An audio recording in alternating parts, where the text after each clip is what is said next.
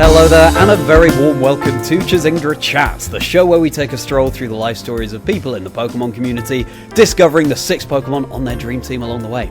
I'm Charlie Merriman, merry by name, merry by nature, otherwise known as Chazingdra, a host and commentator for the Pokémon Video Game Championship Series, and a content creator. And this week, as every week, I very much hope my guest and I can make your day merry, because I have the pleasure of being joined by Becca Baddest. Becca, how are you doing?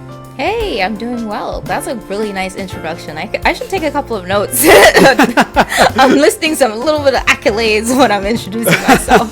Thanks so much for joining me on the show. For anyone who's not so familiar with you, can you give a brief introduction to yourself?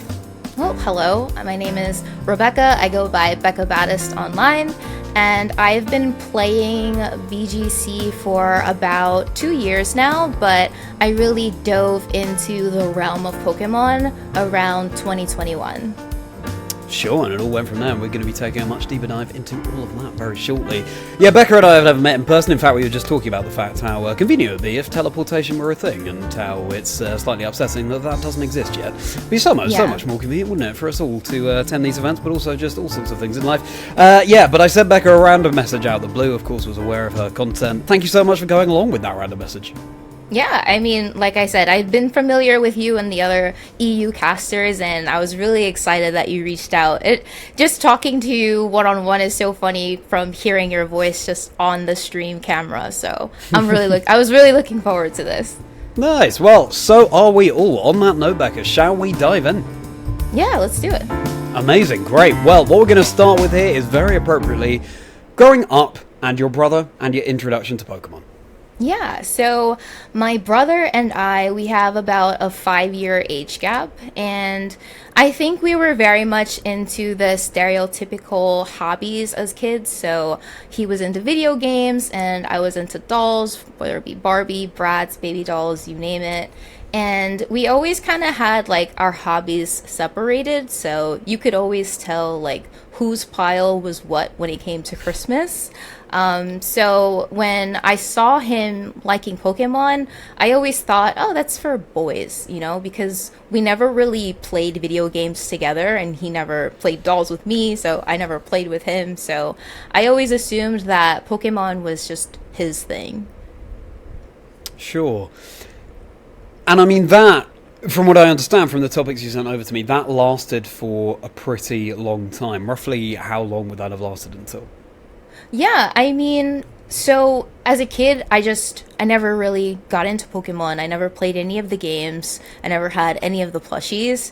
And it wasn't until the pandemic, where we were all kind of like cooped up inside, that I was thinking to myself, man, I really want a hobby. I really want, something to do.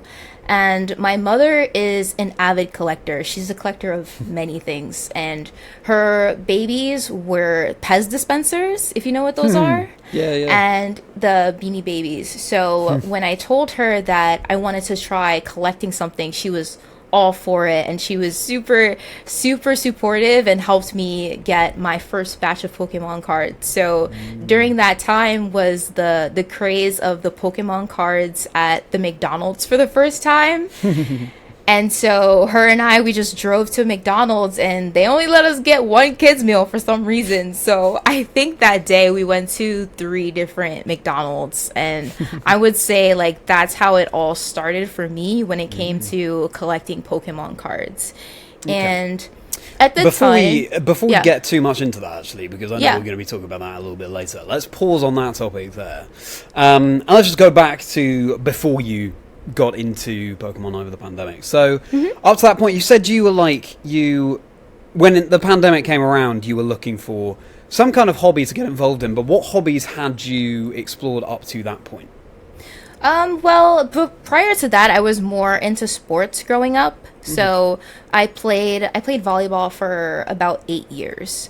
And so I was always in kind of like a community kind of thing for my spare time, so had my teammates here and there. And then into adulthood, I kind of just wanted something that I could have to myself, if that makes sense. I wanted a kind of joy that no one can take from me. I wanted to come home, come to my hobby, immerse myself in my hobby, and like that be it. But it was really ironic how it all happened. And at the time, you know, TikTok was up and coming during the pandemic. So when I was scrolling on my For You page, that's how I saw the Pokemon 25th anniversary stuff like being highlighted. So that's how I found out that they had the cards at McDonald's and then like, you know, at Walmart and stuff like that. So I you know, I always heard about Pokemon growing up, but I never really was like into it. And I would say in my early adulthood, like started getting into anime and stuff like that. So I just figured, I know of Pokemon, but I didn't know much about it. And then it was kind of like a spiral into what I have and who I am today. It's amazing how it's kind of gone full circle with TikTok. That's how you discovered there was this McDonald's promotion, and now, of course, that's a platform you're very much on, and I know we'll be talking more about your TikTok career as we get into our chat here. So fascinating. And so you said it's about a 5-year age gap between you and your brother. Nowadays, is your brother as into Pokemon? No, I would say that he's more into regular RPGs like Final Fantasy and things a bit more in that realm. He did think it was pretty interesting when I first showed him my card collection. I had a way more stuff than what I have behind me. It's just like it started to get like a bit more of clutter, and my sealed collection kind of got way out of control. So I had to put some stuff away, but he was very encouraging, and you know, he's given me some tips here and there, and he still has like the Pokemon Yellow cartridge from like the Game Boy days that, you know, he gave to me and told me to take good care of. So wow. It's almost like he was giving you a Pikachu in that moment and saying, take good care of Pikachu. Exactly. Yeah, charting your journey from the very beginning. So as you were sort of going through school, getting older, this is all before the pandemic, would you say that you felt like there was something missing? Would you say that there was some kind of hobby you wanted to be involved in that wasn't there, or do you think that the sports were filling that?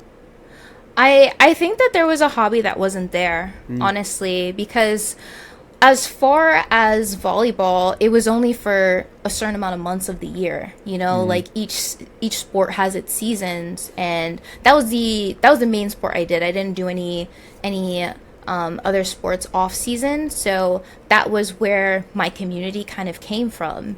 And so when I was in high school, you know, my friend group was the volleyball team, sort of, and I got to college. In college, it's a lot more difficult to make friends, especially as a commuter. So again, my community was my team. And so I played a little bit after I graduated college in like adult leagues, but the passion for it was like starting to dwindle a bit.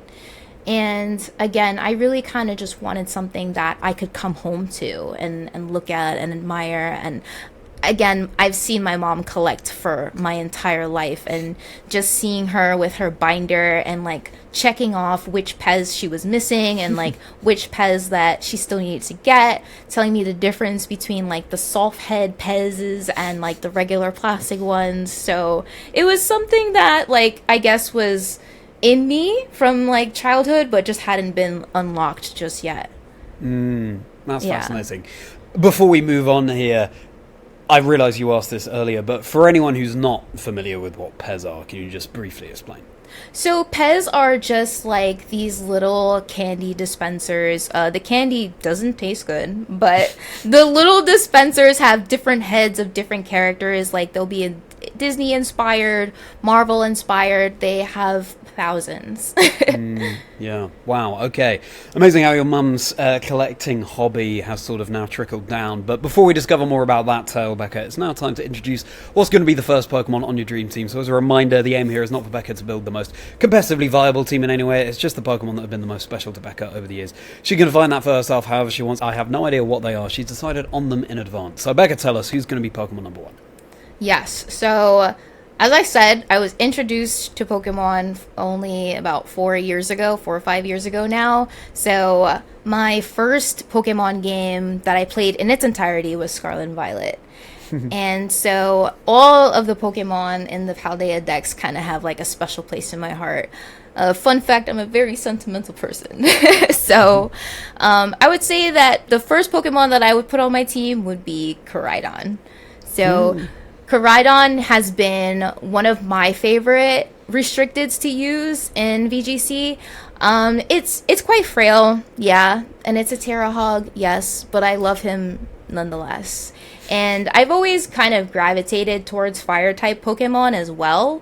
So just being able to, Terra with my Fire Chandelier on my head and click Flare Blitz. I'm also a sucker for, like, Pokemon move animations. I think it's something that's just not talked about enough. I always wanted to make a video of, like, my top 10 favorite move animations because some of them are just, like, so beautiful. Especially the signature move for, like, Solgaleo. But just, that is probably my favorite restricted, and it's also one that I always felt like the most comfortable piloting. I think that as a new VGC player, we are overwhelmed with all the information about typing, about abilities and stuff like that, and what I've come to learn is in order to get good at the game, you have to find like your play style and what makes you comfortable, and I always felt comfortable piloting Koraidon. Fascinating. Just to unpack a couple of things you said there, Terra Hog, we've got this mechanic called Terrestrialization in Generation 9 where a Pokemon can change its type, and Koraidon is a Pokemon that likes to do that more than others, hence the hogging, the Terrestrialization, hence Terra Hog. And restricted Pokemon, of course, these are the big sort of box art legendary Pokemon that tend not to be viable or even tend not to be allowed for use in competitive play, but currently in the restricted format as of July 2025, yes, we do have a double restricted format, so 2 of those can be allowed, so Koraidon would very much be a restricted Pokemon. I think you're so right about move animations. I've long thought this, and I will talk to anyone who will listen about it, so I think we'll have some good chats about move animations in the years to come. My favourite move animation is Calm Mind. I love, especially back in the Sword and Shield era, the whole screen went black. You just have this drop of water just bloop. And then it's the same as it is now, but it's just the screen went black for when the a lot drop more thematic. Happened. And it was just a proper moment of calmness. And that really resonated with me. I totally know what you mean about Solgaleos as well. Because Sunsteel Strike, it's like this rainbow ball almost that it dissolves into and then it hits the Pokemon. So do you have a favourite move animation? Man, I think Flare Blitz, just the way like the fire kind of like surrounds the Pokemon and then it kind of just dives into the opponent. I think Flare Blitz, it's very beautiful. Very cool. Yeah. Well, a perfect segue from what you said there. And your version that you played through for the first time was that Pokemon Scarlet? I actually played through Violet first, so, but, Miraidon was cute, but I don't know, it just didn't resonate me as much as when I played through Scarlet and I had my little Koraidon running around, so it was a little different. Yeah, I know what I mean. I also started with Violet, but I also think my heart's more in Scarlet, actually. I think it's partly to do with, in Violet you've got Pokemon from the future, and Scarlet you've got Pokemon from the past, and I think past resonates with me more, but fascinating. Koraidon just representing Generation 9 and really what got you into it. Okay, and a fantastic way to tee up your competitive side as well. So Koraidon, welcome to the team, and if you're enjoying this chat with Becca, everybody, please do like and subscribe, would mean a huge amount. Becca is a fellow content creator, can attest to that fact as well. They really do go such a long way, and would mean a huge amount. But we've got so much more conversation to have, so let's move on from there now into, continuing what you started to talk about before, collecting Pokemon cards during the pandemic. Yeah, so... Oh, man, I had no idea what I was doing. I had no idea that there were I don't think there's hundreds, but there's probably like in the upwards like 40 to 50-ish like different sets of Pokemon cards. And I remember my first Pokemon TikTok, I had 3 different Magikarp cards, and I said, hey guys, don't like attack me in the comments, but like, can anybody tell me the difference between these 3 Magikarp cards? I didn't understand. And then I was told about the different sets, and then how to look at the card and see the symbol at the bottom of the card will tell you what set it is in. And at the beginning I was super ambitious. I said, I want to collect cards from every set. I want to master every set. And that died very quickly because I realized just how difficult it would be to master sets. So I started to shrink it down, get more just like the cards I liked. Then I started with like binders of Pokemon that I like specifically. So I have a binder with a bunch of Ninetales cards in it. I have a binder with a bunch of cast form cards in it. And I think that having a more focused idea on what I wanted to do as a collector kind of just, it saved my wallet, that's for sure. But it also kind of, it made me more intentional with the hobby as well. Yeah. Given that, as you said, your mum is also a collector, how does she feel about your collecting of Pokemon cards? Is she sort of getting into it a little bit herself? She's into it a lot, actually. She has the notifications from the Pokemon Center, like being sent her email. So she'll get ETBs for me, and I'm the Elite Trainer boxes. So the ones from the Pokemon Center are, I think, a lot more limited in supply as opposed to if you were to get it from a regular card shop, because they come with either 1 or 2 additional more packs and it says Pokemon Center on the box. So those are a bit more sought after. And so I want to say for the second half of Scarlet and Violet, she's been helping me secure one of those ETBs for each set for my sealed collection. So my sealed collection has spilled over from my apartment to her apartment, and it's just, I have a lot of Pokemon cards. Wow. Okay. How have your criteria and your goals for collecting these cards sort of evolved over time? It started out with sort of some of your favorite Pokemon, but what would you say is your ambition with it now? I would say my ambition with it now is more so like the pages of my favorite Pokemon. Like, I have a red binder, I would put all my, Ninetales cards in it, my Arcanine cards in it, and the same for if I had a favorite water type. I think that more intentionality also makes the hunt for the cards more personal. So when I go to events like CollectCon, I know exactly what I'm looking for, as opposed to kind of just running around with my wallet emptying, but by the time I get across the middle of the room, so going up to vendors saying like, hey, do you have this specific card? And them saying, no, I saw it over there though. And it kind of just makes it almost like a scavenger hunt, and it makes the experience that much more enjoyable, honestly. Yeah, it must feel so good as well when you do come across a vendor who has that one card that you've been looking for. Yeah. That must be incredible.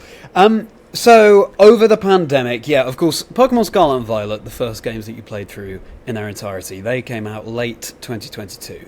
So, over the pandemic, your focus on Pokemon is very much just the cards. Yeah, it's very much just the cards. I don't know if it's too soon to segue into me learning how to play, but one of my friends that I went to high school with, he was also collecting Pokemon cards, and during the pandemic, it was very hard to find Pokemon cards in store. I had no idea what I was getting myself into, and I remember the EV boxes came out, and he got them at Target, and he stuck them under the shelf for me, and he was like, this is exactly where you need to go to find it. And then it was a little scavenger hunt in itself, but he asked me if I played the card game, and I said no. You just look at the artwork and you don't think about the text on the cards. So he's like, why don't you learn how to play? There's a card shop here. And I feel like it was this niche, this community that I didn't know existed growing up. I was into sports growing up, and to go somewhere where people collectively go on a Wednesday night to play cards, it was completely new to me. I didn't even think that stuff existed, right?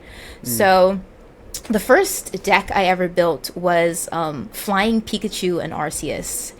And so learning how to play the card game, it allowed me to meet even more people in the community, because within Pokemon, there are so many people who do different things. There's people who collect plushies, there's people who collect Funko Pops, figures, there are people who collect cards, and then you have the competitive scene, Unite, Go, TCG, Rise of Pocket, VGC. And had I not taken the leap to learn the card game, I wouldn't be, getting my competitive fill through Pokemon, you know? So it was really cool, and the guys at the card shop were all very helpful too. That's another thing, just being a woman going into a card shop is a little bit intimidating, you know, and you wonder if someone's gonna look at you like, oh, what's this girl doing here trying to learn and invade our space. But everyone was super welcoming, and you know, there was times where I'm one of the last people playing in the round, and then my friend, I still remember to this day, my friends hovering over me while I was like down 2 prize cards, because in TCG you have to, there's like a certain way that you win, and one of the ways you win is by taking all your prize cards. And so I think me and my opponent were both down to our last 2, and I had game in hand, but I didn't see it, and I just, like, the 4 friends were all just like looking over my shoulder, waiting for me to make that play, but I missed it. But it was so fun because, you know, they came up to me, they were like, you had it, and I was like, what are you talking about? So it was a really fun experience, and I do miss playing cards a lot. I really, really do. And sometimes I will still boot up TCG Live. So TCG Live is just the online platform for the card game, and you know, I'll try to keep up to date with what the meta is. I do miss it a lot, but I feel like I'm gonna be sticking with VGC for the foreseeable future when it comes to competing in person. It's wonderful to hear that the people at your local card shop were so supportive of everything. And I mean, it's just, I'm not surprised in a way, because I mean, my own experiences of the Pokemon community, it's just everyone is so thrilled to meet someone else who shares this relatively niche hobby, and you immediately have that in common with people. And so just everyone is there behind you to support you and develop your passion. Well, wonderful. Now it's time to cover what's going to be the second Pokemon on your dream team alongside Koraidon. Perfect. So the first regional that I competed in was in the TCG category, and the deck that I used was Mew VMAX. So I would put Mew on my team. My team's gonna have no synergy. I'm just gonna put that out there. My team's gonna have no competitive synergy. They are just Pokemon, like I said, very sentimental person, and these are all very sentimental Pokemon, I would say, to me. So the first deck I played was Mew VMAX, and it was a 3 prize card attacker. So if you take out 2 of my Mews, you won the game, essentially. So it was a pretty fast deck. An honorable mention, I would say, is Meloetta. She was another attacker in that deck. And we had Genesect.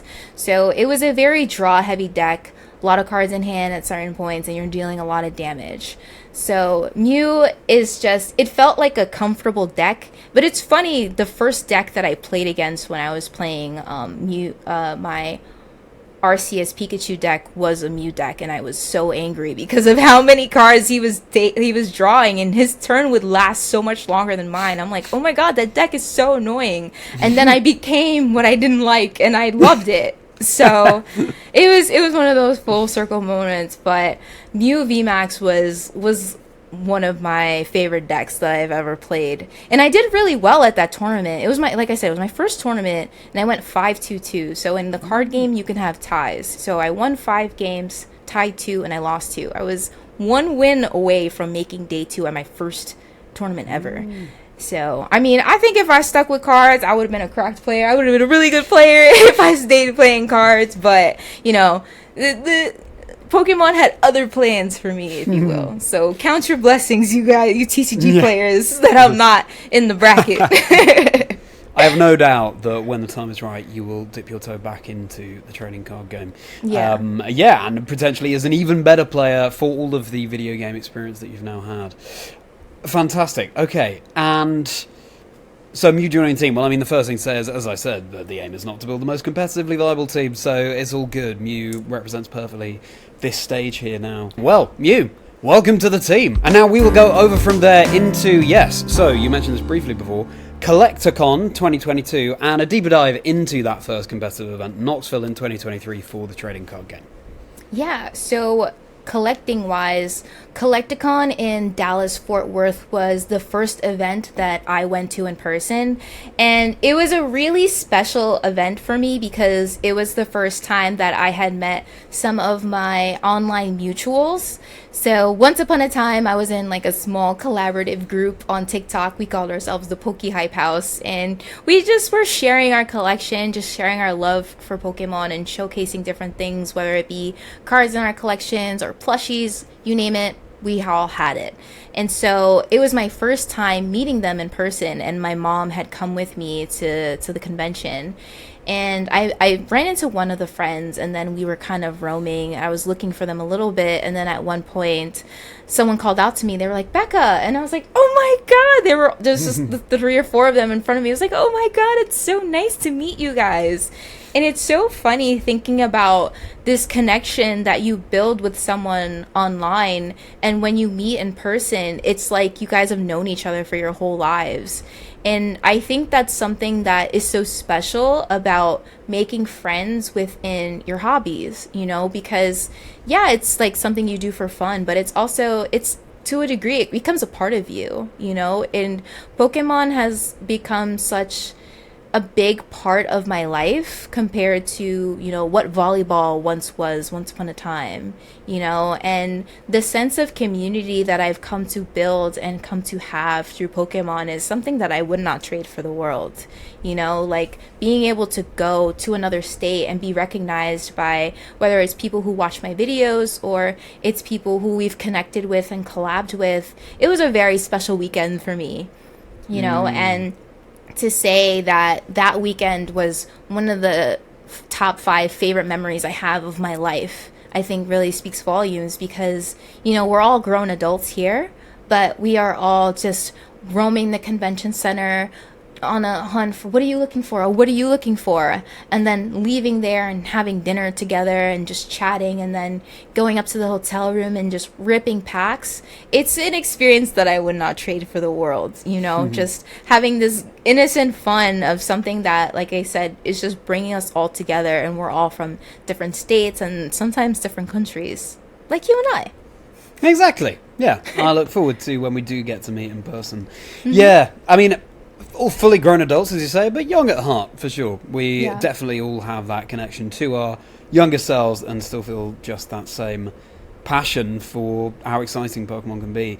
And yeah, I mean, especially after the pandemic, to be able to not just meet those people in person for the first time, but just to be able to be out and about for the first time in a very long time as well. It must have made that first Collecticon all the more special.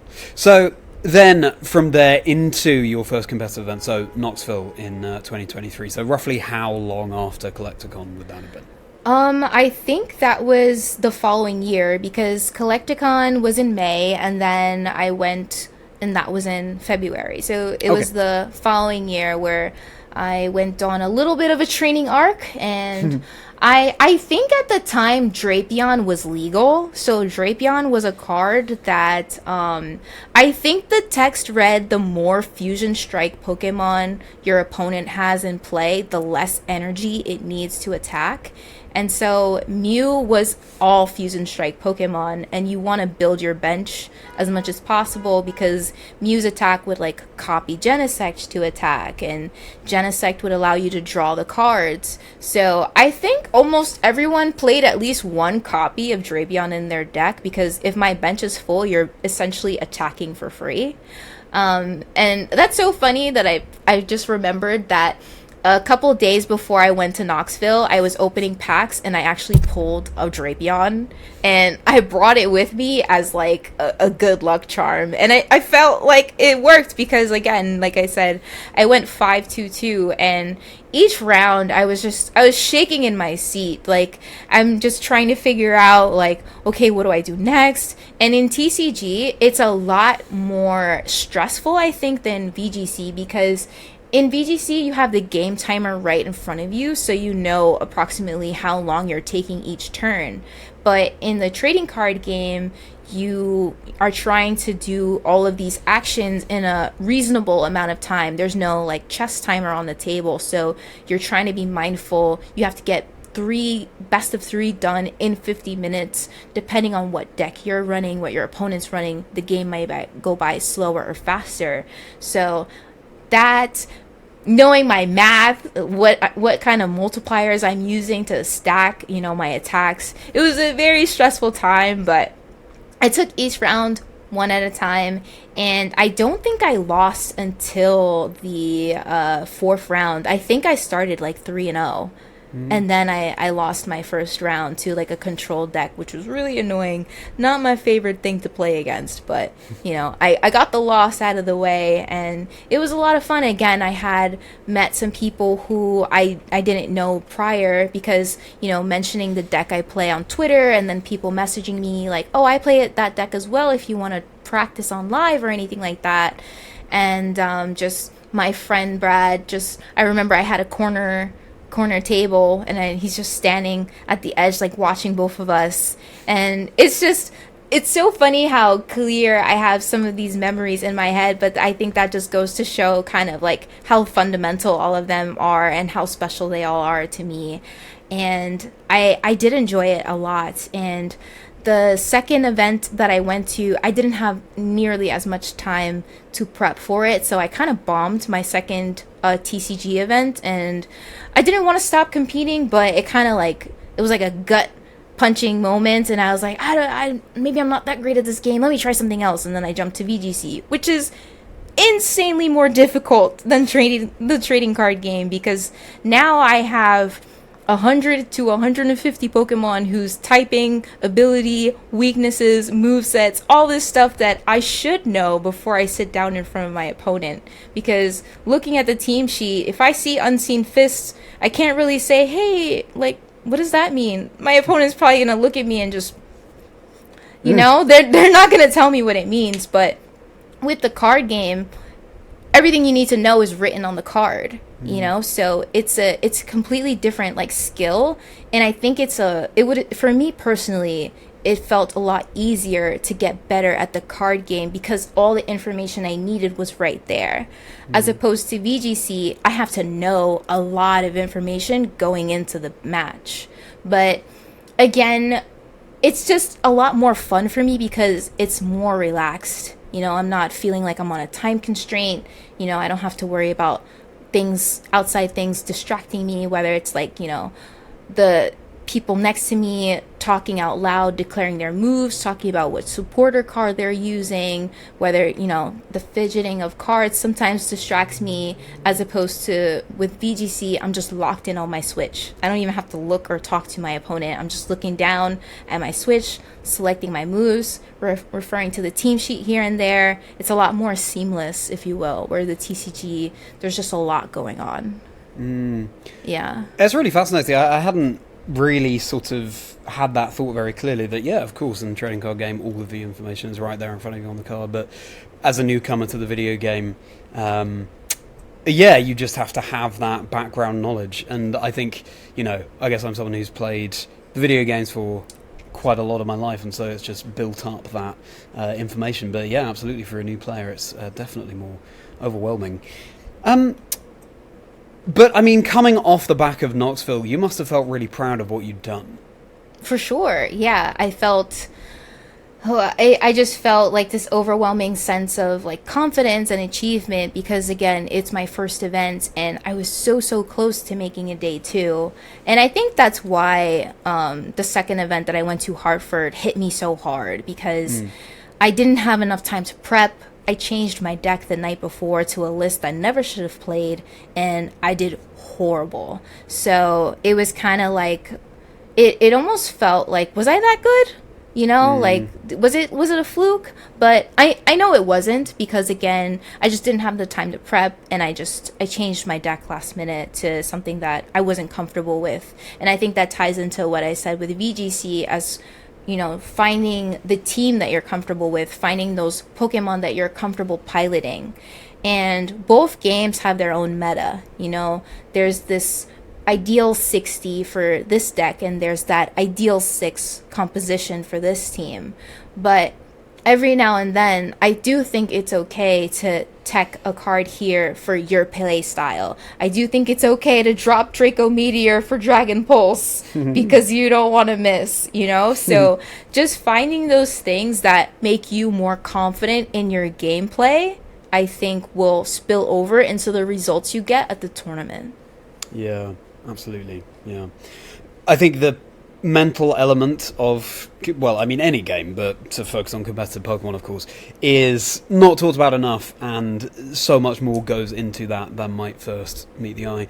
My final question on this point is, you mentioned before how, you know, going to that local card shop for the first time to compete as a girl was a bit of an intimidating experience. Did you feel similarly about going to your first in-person competitive Pokemon event in Knoxville? I don't think so. I think that, you know, in person, of course, there's hundreds more people at these events. It was a little bit different because, you know, at the local card shop, you're seeing the same familiar faces. And then when you go to these larger scale events, you don't really know who you're sitting in front of. Are you sitting in front of someone who wants to chat a little bit before the round starts? Or are you sitting in front of someone who's just automatically locked in and they just want to play? And I think that's another thing that is unique to the trading card game experience as opposed to VGC, right? You are constantly talking back and forth throughout the game, so, you know, you can feel ahead and it kind of like shows in your mannerism and how you place down your cards, maybe, as opposed to VGC where, you know, we're playing these games individually for like 5 or so minutes at a time, and again, you're just kind of locked into your switch, so you're not really receiving necessarily, unless you look up the, you know, mannerisms of your opponent and things like that. But as far as, you know, being a girl in the room, there was a lot more girls in the room, so it felt a lot more comfortable to be at these grander scale events. And, you know, we always convene after rounds, so we always find a meetup spot. Oh, let's go meet by the Kingdra sign, you know, and that'll be our little recap of how the round went. But at these grander scale events, I don't think anywhere I ever felt like uncomfortable being a girl playing Pokemon, and I'm very grateful for that. Yeah, well, I'm very pleased to hear that, as it should be. And before we move on now to discovering your next Pokemon, you're aware when you said that Kingdra is my all-time favorite Pokemon. Yeah, I just was glancing behind you, and I was like, who what banner should I mention? Yeah, perfect. Oh, well, and your name. Yeah, exactly. Yeah, there we go. Great. Well, now it's time to discover who's going to be joining Koraidon and Mew on your dream team. Okay, so this Pokemon might offer a little tiny bit of synergy. But I would put Hisui and Arcanine on my team as well. I love the dual typing of the fire and the rock. Rock Slide is a fun move when you get your opponent to flinch. He's such a cutie. I have a little Hisuian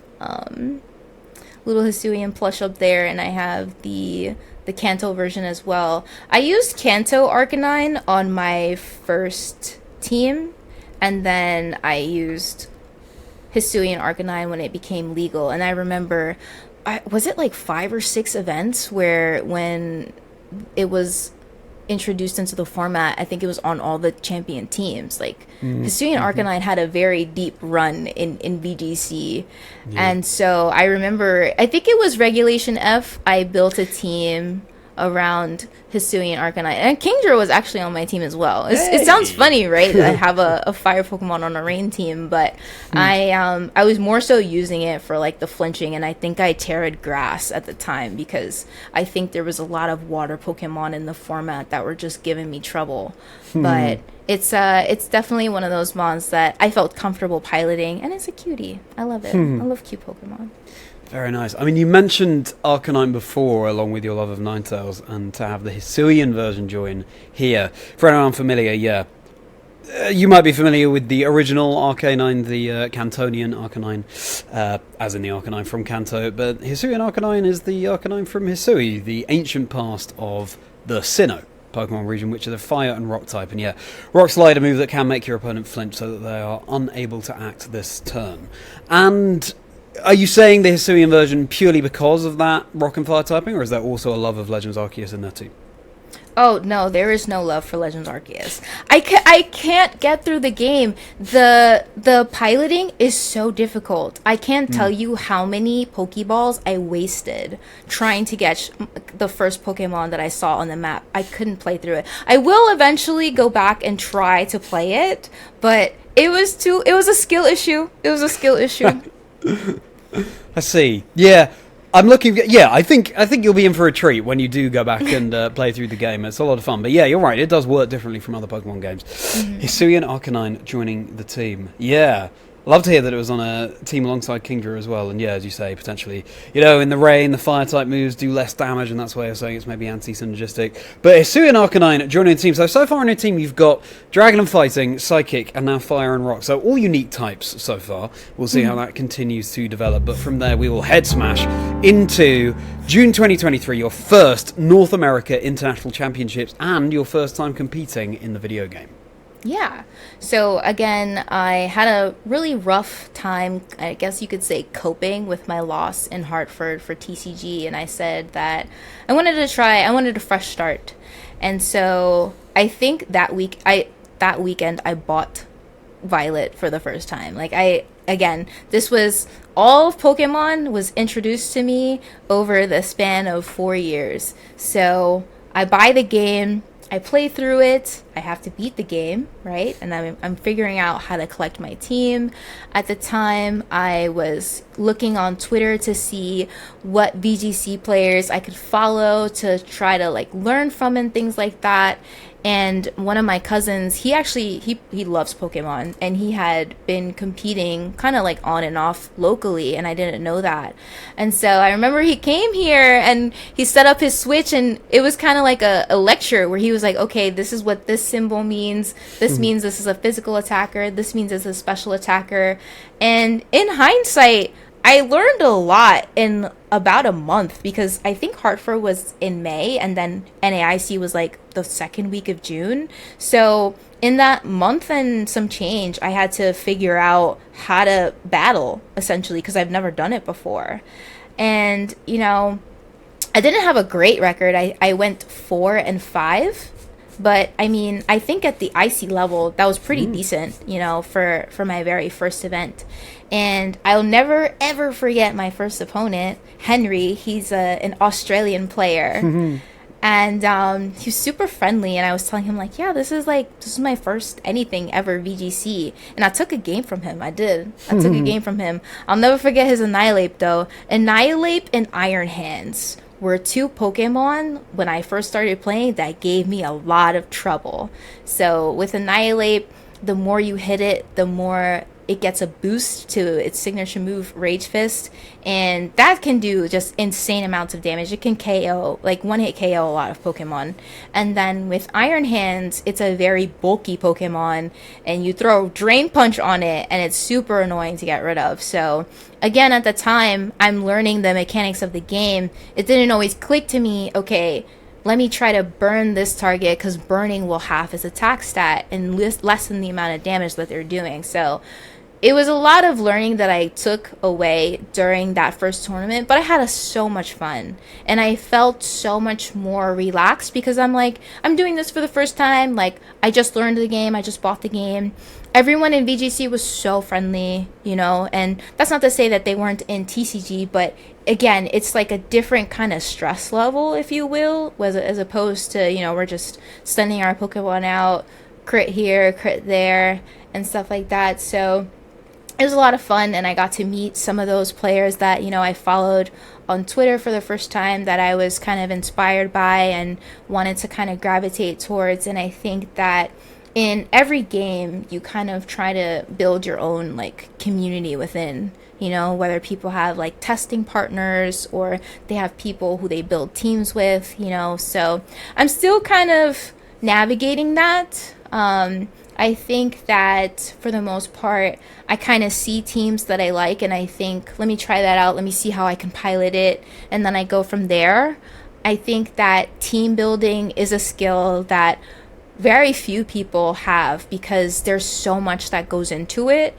And I think it's more than okay to borrow teams from people and just learn how to pilot them and then maybe adjust them as you see fit, whether it's change the Terra typing on this Pokemon or change this 90% accurate move to 100% accuracy and things like that. So it's definitely still, it's still a learning curve, and it's a huge curve. Like we said, there's so much information in VGC that you have to know just before you even sit down at the table.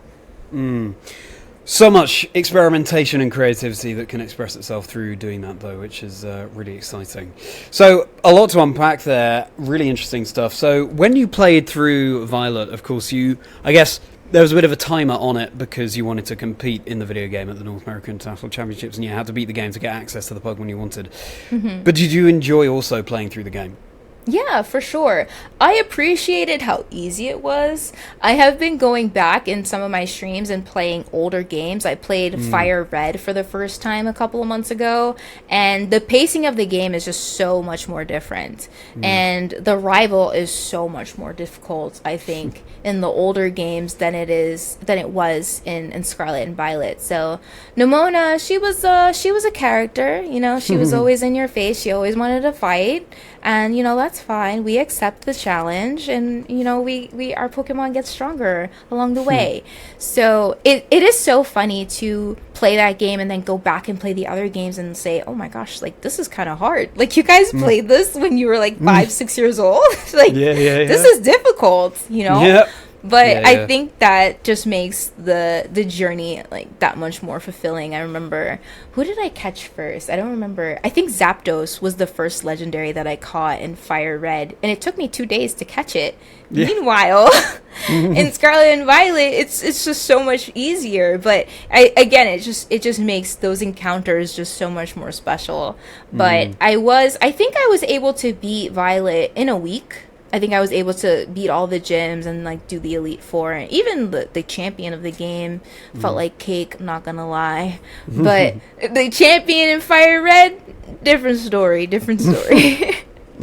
Well, speaking of special encounters, when you discovered that, did you say it was your cousin who was a big Pokemon fan and came over and it was, you know, teaching you about everything to do with the Pokemon video game? That must have been a very special encounter in itself, just sort of not realizing that he had that side to him, and then you're suddenly connecting on a level that you didn't know was there.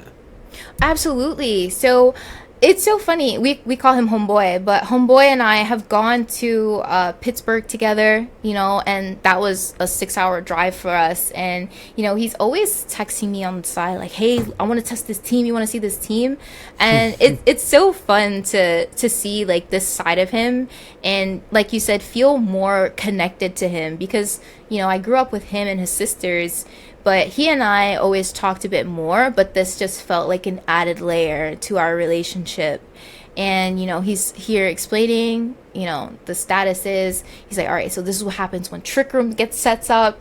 And it was cool. It was cool to have, like, someone close to me explain this game to me at the same time, yeah. It was definitely a special occasion, yeah. That's wonderful. And my final question on this point is, it seems so fascinating to me, this decision that, you know, Hartford didn't go your way for the trading card game, and you feel you have a bit of a wobbly, so to speak, and you think, oh, maybe it was a fluke, and therefore I'll try and get good at the video game. So what really was going through your mind at that point? Was it just you knew you wanted to compete and you knew you wanted it to be some kind of Pokemon, but just not the trading card game? Yeah, I think I needed a little bit of a break. I needed a bit of a break from TCG. Again, it's just, I don't think I can emphasize enough just how different it feels sitting in the seat in front of a TCG player versus sitting in the seat in front of a VGC player. Like, it's just, they feel like completely different worlds. And I have a lot of fun when I play with my best friend Brad. Like, we're slamming cards on the table, we're making it rain with Goldango, just dropping energy and doing massive damage. But when you're in the trading card space, it feels more rigid. It feels like more serious. Again, like, you got to get your math right. In VGC, it's all like damage rolls that are done in the game. But, you know, if I say I'm doing 200 damage and the card says I'm actually doing 220, I don't know that my opponent's necessarily going to correct me and be like, oh, actually, you're doing more damage. You do get the KO, you know? So there's kind of like this whole maintaining the board state that is both of our responsibilities. And I just don't think that I can think fast enough to be at that top level for a TCG player. Of course, if I stuck with it, the quicker thinking would have come and would have been a skill built over time. But I think that I just have more fun playing VGC. You know, I feel more relaxed. Again, our days are done hours before TCG. Like, TCG sometimes can be finished like 9-10 o'clock. BGC, we're out the door ready for dinner at like 5. So that's another thing that's different. And I feel like I've connected more with people in VGC, and I have a lot more fun streaming VGC. It feels a lot more lively, you know, when I'm talking to the chat and we're like dumbfounded that this thing that doesn't have a focus sash survived on 1 HP, because a focus sash will make you survive on 1 HP no matter how much, like, how super effective or not a move is. So just having those interactions with the game and the chat, it fuels me, you know. It fuels me in a different way that the TCG did. But again, they're both special to me, and they both have some really fond memories for me. And who knows, maybe one day I will compete again in TCG. But I think until I feel a lot more confident in my gameplay again, and I find a deck that I really jive with and I feel confident piloting, I'll probably just do that very casually with my friend. Well, I mean, in a way then, maybe it's ultimately a good thing that Hartford didn't go your way. Maybe you would never have discovered competitive video game, or would have done much later, if absolutely. that hadn't happened. And as you know, I'm a video game caster, and given that my knowledge of the trading card game is pretty limited, so really fascinating to get your perspective on all of the things that go into the trading card game versus the video game. Yeah. Well, okay, now from there, it's time to learn what's going to be Pokemon number 4 alongside Hisuian, Arcanine, Mew, and Koraidon. Okay, so again, we have a Pokemon that has 2 regional forms, and it's so hard sometimes to pick between the 2. So I'm going with Alolan Ninetales. I know. If we picked Kanto, it would have had some more synergy. But I like Alolan Ninetales. I like me an Aurora Veil. So if you don't know what Aurora Veil is, it's like a screen that lessens the amount of damage that is being done to your team, both physically and specially. And and she just looks so majestic. She's such a majestic Pokemon. It's one of my OGs. When I was collecting the cards, it was one of the cards that I felt like I gravitated more towards. I've been dabbling a little tiny bit in Unite. I'll play it like a couple nights here and there with the people in my Discord server, and I said, you know what, there hasn't been a game where I stuck with using one of my favorite Pokemon, but I kind of want to be like that Alolan Ninetales player in Unite. Whether it's like the best or not, I want to be one of the best pilots for it. So Alolan Ninetales is going on my team. Yeah, Pokemon Unite, for anyone unfamiliar, a multiplayer online battle arena game, so very much a few people playing at one time on one team, and Pokemon attacking each other at real time. It's far more fast-paced, say, than the competitive video game. Alola Ninetales, this is really fascinating. So yeah, just to continue to expand on these regions, Alola is another region in the Pokemon games, and Alola Ninetales is Ninetales from Alola, as opposed to Kanto again. Because you mentioned Arcanine and Ninetales before as Pokemon that you were fond of. So it's fascinating to see the different regional variants of them come to your team rather than the originals. And it's a great way to combine your love of those originals with your love of how the competitive side of things has affected things, and just your evolving love of the franchise. Yeah, for sure. Okay. And why specifically, is it the Alolan version here over Cantonian? Is it mainly because of Pokemon Unite? It's more so the competitive viability in VGC, because, I mean, if we're going to use a drought Pokemon, we're not really using Kanto Ninetales, but Alolan Ninetales with Aurora Veil, like I said, if there's no competing weather on the opposing side, very, very strong. Yeah, for sure. And another couple of unique types on your team thus far with Ice and Fairy. Great. Well, Alolan Ninetales, welcome to the team. We're going to throw up our Aurora Veils now and head over from there into August 2023, where you attended the Pokemon World Championships in Japan as a content creator. Yes. So that was my first time going to Japan, and I was really grateful that I was able to experience it the way that I did. I went for maybe a little bit under 2 weeks. I went with my mother and my cousin, and I was able to get the free access to the event with the content creator badge. And I don't know how early the creator program has been introduced to the Pokemon Company, but it was a small group of us that were going, and it was a different lens seeing the event from a spectator point of view, because at this point all the regionals and the IC that I'd gone to as a competitor. So it was different to be in the spectator seat, and it was like, man, I wish I was competing. I'm walking around, I'm seeing everybody at their table with their deck or with their Switch, and I'm like, man, it'd be really cool to be competing right now as opposed to just walking around and watching stream. But it was a unique experience nonetheless, and I think that the production of Worlds and ICs are just so phenomenal. And I mean, I wish every event could be like that. This is like grand scale production, but it makes those events more special for sure. Just the opening ceremony at Worlds and the opening ceremony at the ICs, and then walking down the big red carpet, and then the judges all cheering you on as you enter the venue, and then you see the huge blown up Pikachu on the walkway.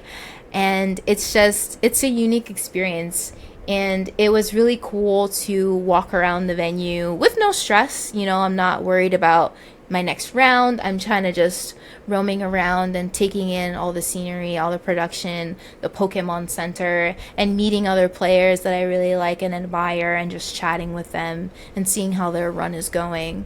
So I was really happy to attend that event, but it kind of sparked an interest in me to get better at the game, because it's cool to be good enough at the game that you can win games on ladder while you're streaming, but it's a completely different feeling when you go to events and you make day 2 or you make top cut, and it's an experience that I'd like to receive. Coming from being an athlete, you get your medals from winning tournaments, and it's kind of one of those things where when you enter adulthood, there's not really those kind of rewards. You go to work and maybe you'll get a promotion or something, but you're not necessarily getting a trophy or prize money for doing any particular thing really, really well. And so just the title of, I'm a Pokemon champion, it holds weight in your respective niches, and, it shows credibility to you as a player that you know what you're doing. And a thing that I had thought about, going into the card shop for the first time and going to my first VGC event, I don't want to just be that girl who plays Pokemon. I want to be that girl who's good at Pokemon, I don't want to just be this new face in the room. I want to be I gotta watch out for her. She's my next round opponent. Man, I'm worried about her team, I have that competitive drive in me, and, it's been a lot. It's been a journey to try to learn all this information, to cram in speed tiers, to cram in these abilities, but I'm willing to put in the work for it, and to get there one day, to hopefully make day 2 and then hopefully make top cut. Maybe I could win something one day. Sure you can, I'm sure you can, and it's wonderful that it was Worlds that sparked that that fire. And I mean, I'm not surprised that it was Worlds that sparked that fire. If any event is going to do that for anyone, it would be the World Championships, where the best of the best are. Now, I guess my first question on this point is, of course, you're attending Worlds on a creator pass. You mentioned before that you were involved in this TikTok collaborative and you were doing videos about cards. So basically, how has the content continued to develop? Has it been mainly that angle of things, or have you also branched out and now done your own content at this point? Where does the content come into it? Yeah, so you can definitely see the progression of my content over the past couple of years, from this novice collector to this novice TCG player to now this novice VGC player. And I love the idea of having my audience kind of go along this journey with me. With the Knoxville tournament, I showed my deck list for NAIC, I showed my team. You know, sometimes here and there, I'll do a little team breakdown of what I used to reach Master Ball. And for streams, I'll be like, okay, this is the team we're using this week. Let's see how well we can pilot it and what kind of plays we can make. So I feel like someone told me once before, it was like, yeah, you're like an Ash Ketchum, you know, like you have people coming along with you on this Pokemon journey.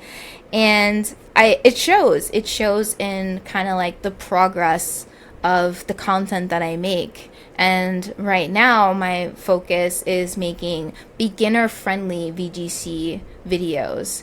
And so having a website with resources that are really helpful, or like, here's the team that I used, here's the breakdown of the team, and here are some gameplay videos of the team, or here is all the weather that you can use in Pokemon, here's how the weather affects the board state, you know.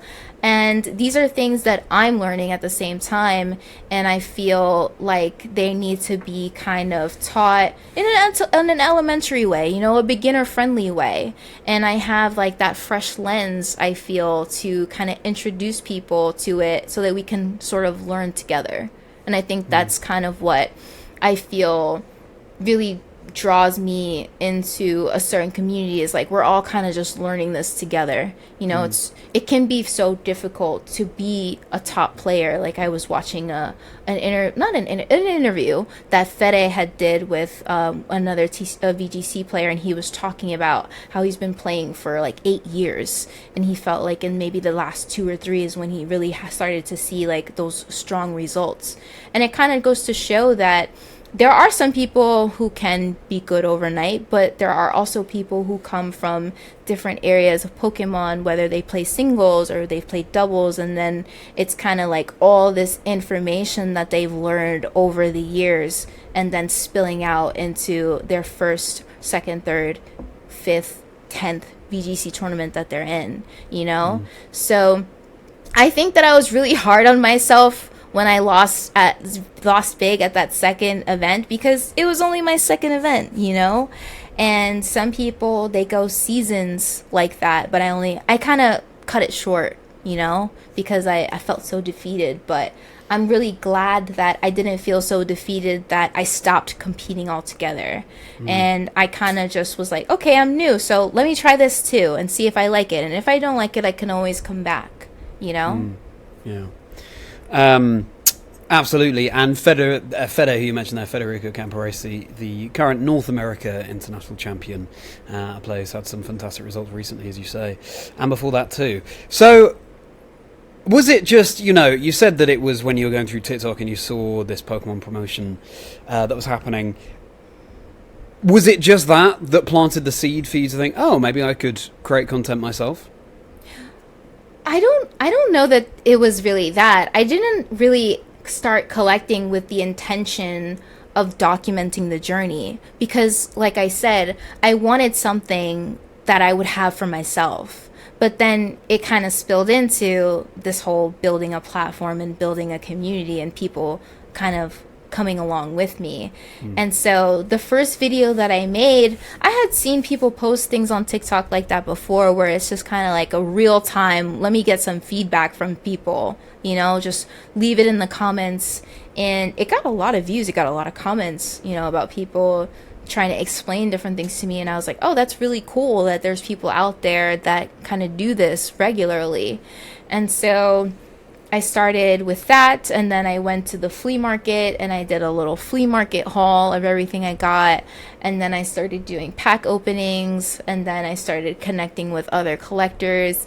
And sometimes there were different Discord servers where people would have tabs for trading, you know, so I'd be trading cards with people, and so it kind of just grew and grew from there, honestly. Sure.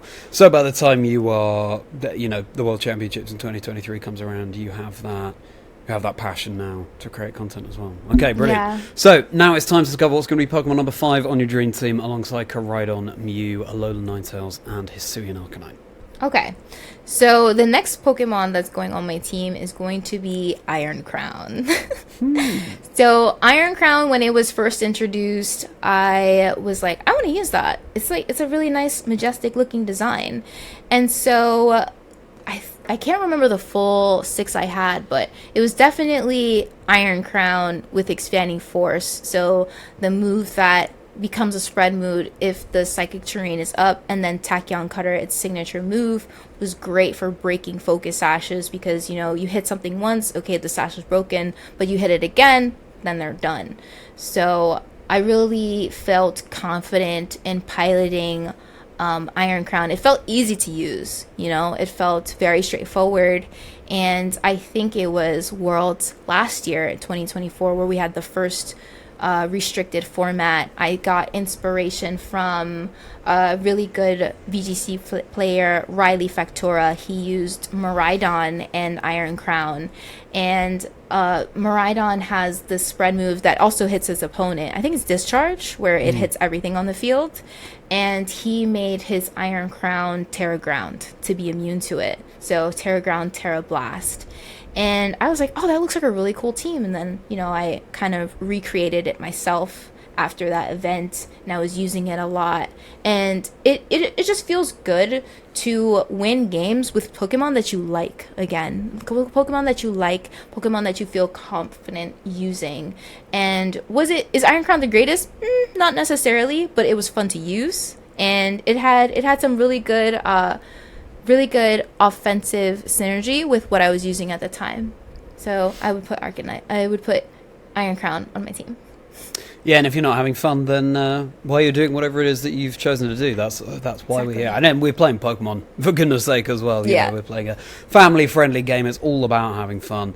And yeah, spread moves, as you say, competitive Pokemon in the official format is double battle, so 2 of your Pokemon against 2 of your opponent's Pokemon, and so spread moves deal damage to certainly both of the Pokemon on your opponent's side of the field, but potentially your ally Pokemon as well. So Terra Ground, being a ground type, you're immune to the electric moves, and so Miraidon can go for Discharge next to you very safely. You don't take any damage and deal damage to both of your opponent's Pokemon. Well, Iron Crown joining the team. We have a first double up of a type here as well, because Mew is also a psychic type, so is Iron Crown. But the steal on Iron Crown is unique. We'll see how that continues to develop. But before we round out this dream team, Becca, now time to move into how you started consistently streaming the competitive video game in July 2023, taking you up to the present. Yeah, so at that time, I had about 20,000 followers on TikTok. So I had built a good amount of following there. And I think TikTok Live was kind of picking up for at least gaming.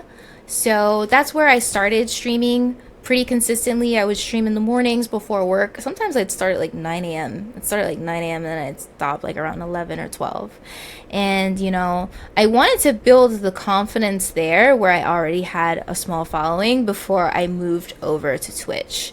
And so at one point I felt good and I started to dual stream.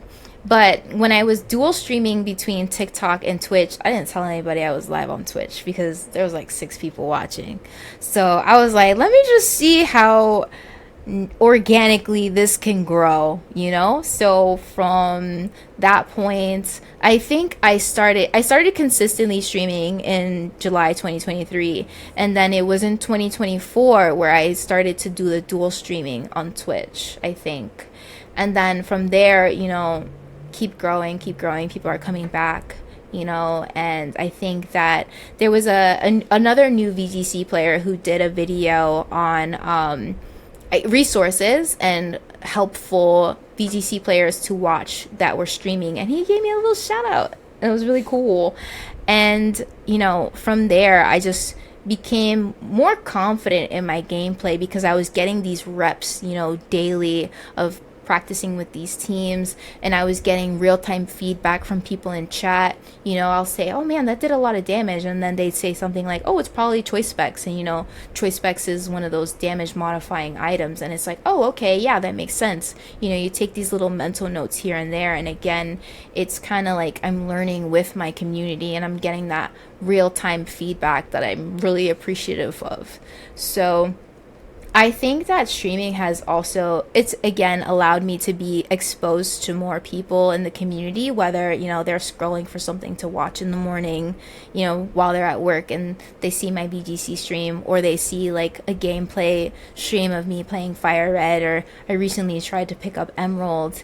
And it's been a lot of fun. I feel like nowadays I enjoy streaming more than sitting down and filming videos, just because I get that real-time interaction with people. But I will always come back to what I love, and I do really love the idea of beginner-friendly educational videos for VGC.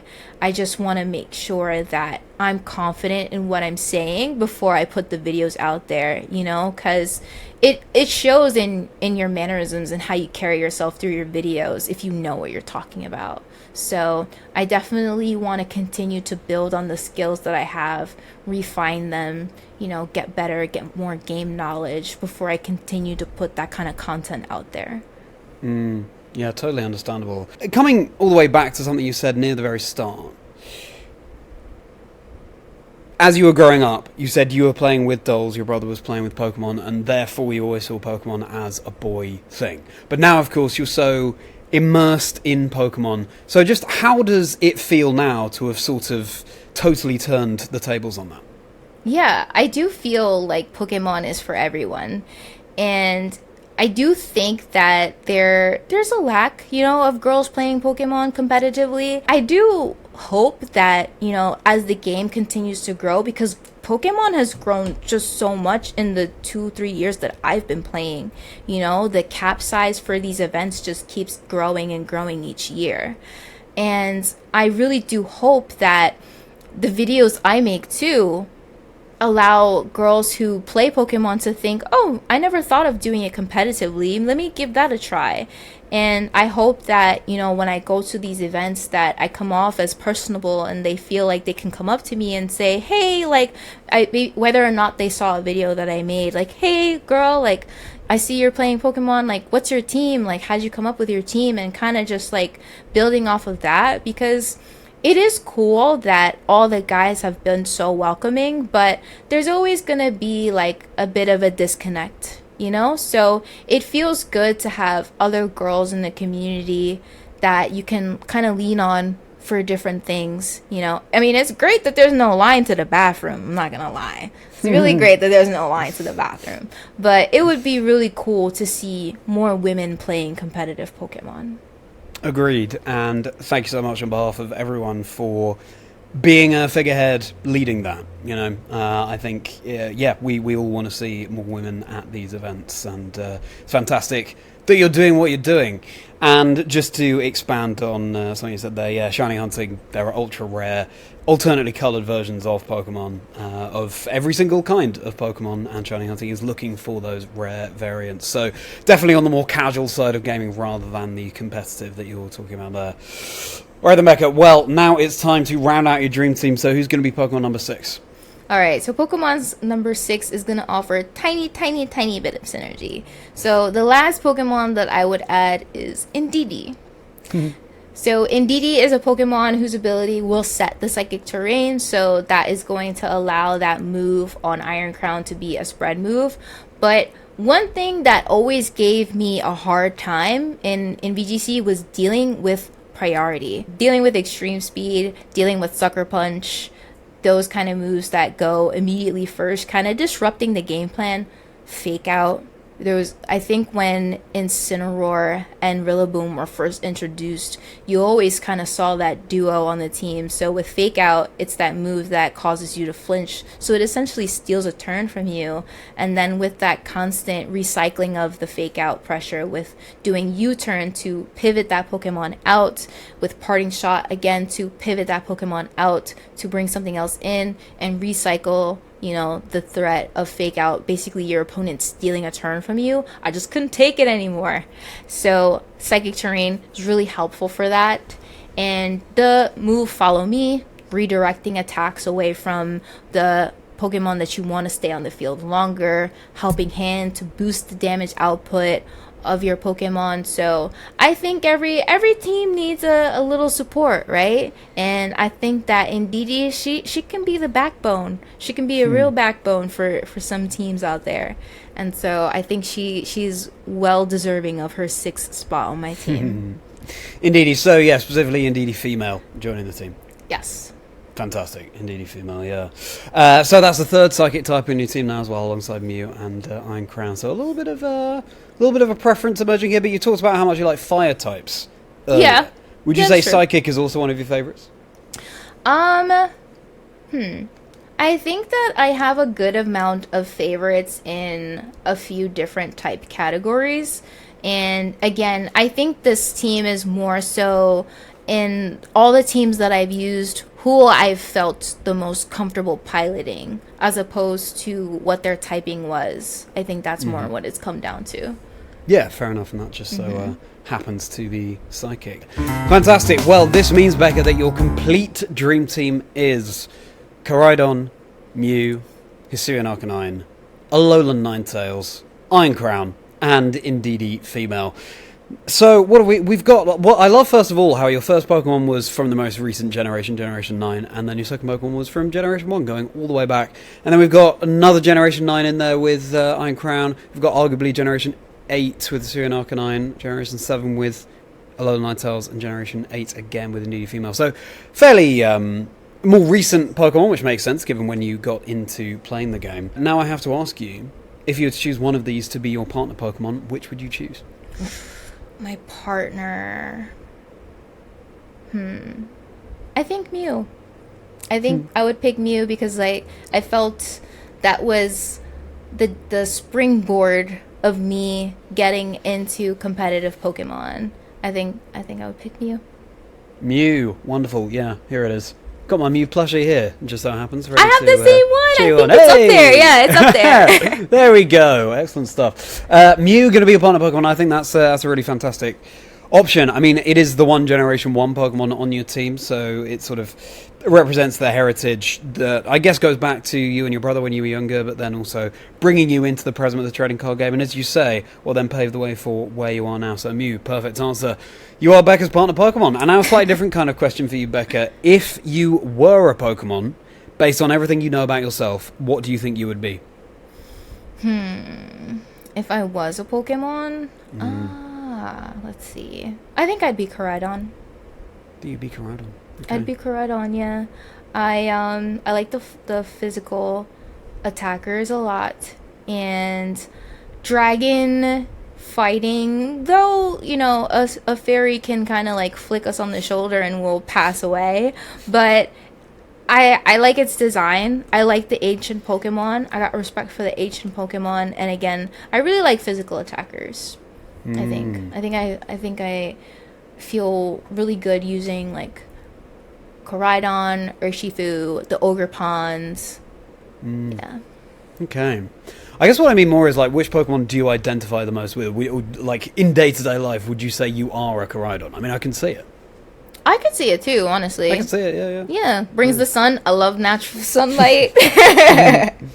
Yeah. Fantastic, yeah. And a great homage, of course, to your dream team as well. What do you all think? Do you agree that Becca, of all the Pokemon there are, would be a Koraidon? Let us know in the comments. We'd be fascinated to read. Speaking of you all, it's now time for your community questions. I posted online, as I always do, asking for questions for my guests, for Becca. Thanks so much for submitting them. I apologise I won't be able to feature all of your questions, and I apologise if I mispronounce any of your names or handles. But to kick things off here, Nova Najai, Novanagi, again, apologies for any mispronunciations, would like to know, where would you base a Pokemon region on in the real world? If I could base a region, I mean, I would try to base it on my home state of New Jersey. I'd try to build like a region of Jersey Pokemon. I feel like there's already Pokemon that can identify with Jersey, like Trubbish, you know, because everybody talks so much trash about the Jersey Shore and just like New Jersey in general, but it would be cool to have a region that I like really, really closely identify with. I think that's also a kind of running theme with me, is just like finding things that I can connect with and identify with. So building a region around New Jersey would be kind of funny. New Jersey. Wow, okay. I don't think anyone was expecting that answer. No, I'm sure they weren't. That's wonderful to hear. Okay, thank you for that question. Now, a question from Sioran. Again, apologies for any mispronunciation. Okay, what would be your dream Pokemon type, ability, and moveset? Dream type. There's so many types that already exist. I guess, I don't know. I don't know if they mean, like, of the types that already exist or a new one. But I guess we could go with just the ones that already exist. Like that combination of type, ability, and moveset, I guess. I think that... I mean... I guess my dream would be fire. Because I do think that I gravitate more towards, like, the fire moves and then the fire Pokemon for sure. So I think that... as far as ability, I mean, I love me some Unseen Fists. I love that. I love the fact that you can try to protect in front and you can try to predict which target I'm going to attack into. But Unseen Fist, being able to go through protect is like really, really good. I know people say it's broken and sometimes they say it should be banned, but I like it a lot. And what was the third one? Moveset. I feel like Fire Punch has to be on that. Is it? No. Flare Blitz is definitely on there. Flare Blitz is on there. I really like Gigaton Hammer. I think that it's so sad that Tinkaton has such a low attack stat because Gigaton Hammer animation is just so funny. I really like Tachyon Cutter. It's sleek. It's a sleek move. And let me think. Collision Course is also a very nice animation. I like that one a lot. The way that Koraidon kind of like leaps up and spins in the air and then he attacks. I think that's a really nice one. And Well, that's 4. Oh, it's 4? Okay, cool. Yeah, what you said Flare Blitz, Gigaton Hammer, Tachyon Cutter, and Collision Course. Wow. Yeah. Cool, yeah, and definitely strong moves there. Well, fantastic question, great answer. Now, question from Pokemain Event. Would you rather hit 1 million subscribers or followers or win the World Championships for the video game? Honestly, I would rather win the World Championship for the video. I mean that's a given. You know, people flock to the winners anyway, so I'm sure that the follower count would grow. But just the accolade of saying, like, yeah, I'm the Pokemon World Champion, that's something that just really can't be topped. You know, people quote World Champ difference all the time. Yeah. Specifically in reference to Wolf Glick, of course, the trainer who is one of the best in the game, former world champion from 2016 and won many, many more events since then. And someone I've featured on the podcast too, so do check out that episode if you haven't already. The card will be on screen towards the end of the episode for you to check out. World champ difference, absolutely. And you're so right, yeah. Winning world championships, you would absolutely see your follower and subscriber count grow from there. So, great answer and great question. Now, final question here from Yabani Jr. Again, apologies for any mispronunciation. Your favourite EV evolution?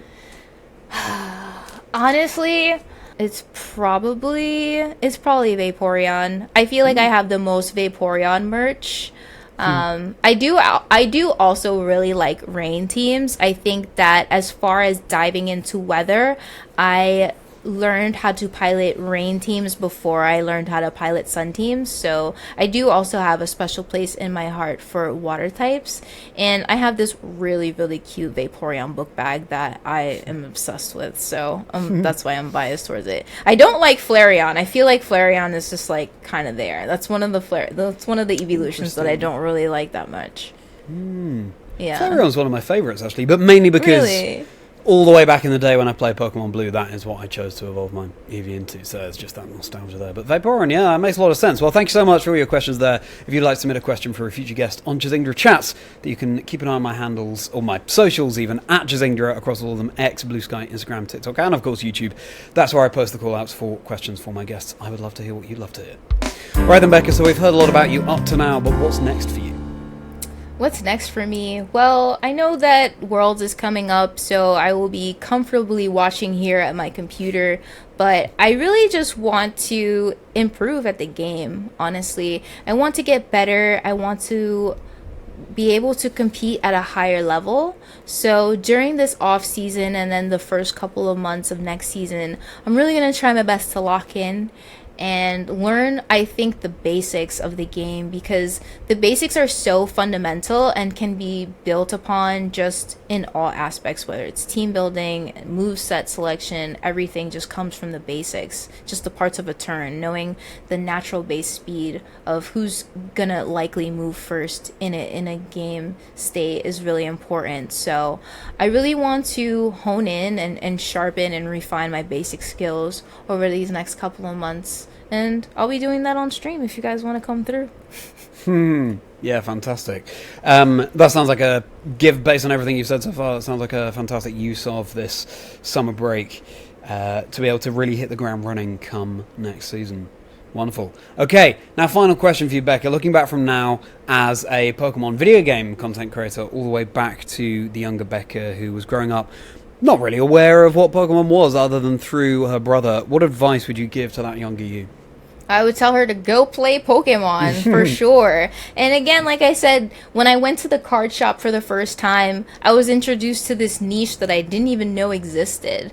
And I really envy the players who were at tournaments where it was like less than 100 people, because it must have just felt like that much more special to be there and see what these little events were like. Even I'm sure the names, they called the names of the events different things. Like now I think it's challenges, but before it was like mid-season showdowns and stuff like that, and they had nationals and different things. So just being able to, I guess, grow up with the game, I think would have been so much more special. But I mean, it's also cool that, you know, in my adulthood I'm able to get into this hobby that is, you know, on the outside looking in, oh, that's for kids, but in reality Pokemon really is for everyone.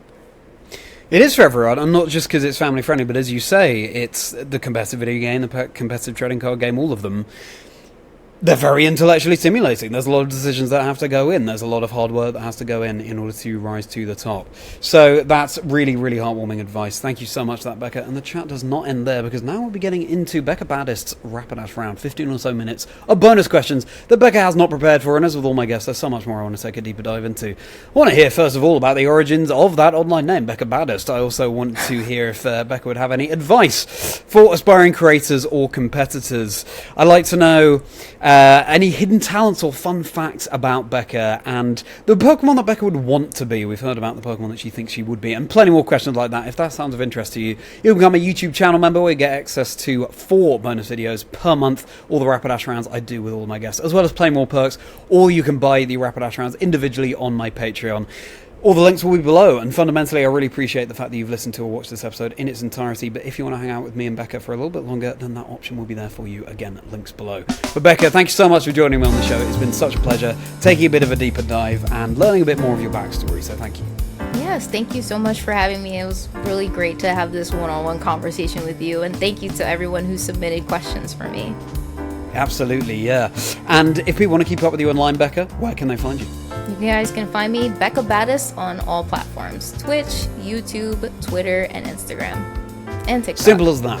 Yeah, keep an eye on Becca's fantastic content. And now time for some YouTube spiel from this side of things. If you enjoyed everybody once more, please do like and subscribe. It would really mean a huge amount. And drop a comment too, because Becca, as all my guests, have given us so much food for thought. More than 60, approaching 70 episodes of this podcast now, with a broad range of guests from all aspects of the community. Yes, competitive video game, but also the trading card game, also Go, also Unite, also Shiny Hunters, more casual players, Pokemon influencers. There's bound to be something for everyone, so you can use the hashtag 6Pokemon 1 Life Story to spread the word about the show, and also on my channel, currently working on my EUIC video, so the European International Championships, the event from the perspective of the commentator. Of course, I was commentating that event, as well as breaking down the game, so that everyone hopefully can understand it and enjoy it, so I'm looking forward to getting that out there, as well as silly Pokemon flavor comedy skits that I do, and vlogs of other events that I cast. I stream as well, competitive as well as casual, as well as Nuzlockes, all sorts of things. If you're a fan of everything that the Pokemon video games have to offer, then my channel is the place for you. I'm at Chazingdra across all socials, chazingdra@gmail.com if you want to get in touch, Discord community link below as well. All sorts of things linked below, and episodes of this podcast drop every Wednesday. Right then, Becca, with that being said, it's now time to get into your Rapidash round, so if you're not joining us over on Patreon or as a YouTube channel member for that, then it's goodbye from Becca. Bye. Thank you for having me. It's goodbye from me. See you next time on Chazingdra Chats, where there'll be another 6 Pokemon 1 Life Story. Alright then, Becca, how are you feeling about these bonus questions? Oh, I like them. The Becca Baddest one is really funny. Okay, great. Well, why don't we start with that? Tell us the origins. So in high